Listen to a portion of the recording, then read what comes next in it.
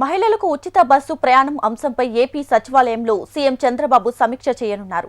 AP సచివాలయంలో 11:30 electronic components పాలసీపై సమీక్ష అనంతరం అధికారులతో మహిళలకు ఉచిత బస్సు ప్రయాణం సౌకర్యంపై చర్చించబోతున్నారు.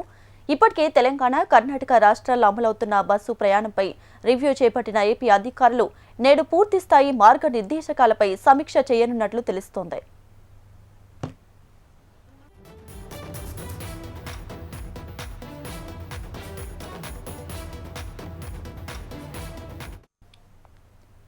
మహిళలకు ఉచిత బస్సు ప్రయాణం అంశంపై ఏపీ సచివాలయంలో సీఎం చంద్రబాబు సమీక్ష చేయనున్నారు.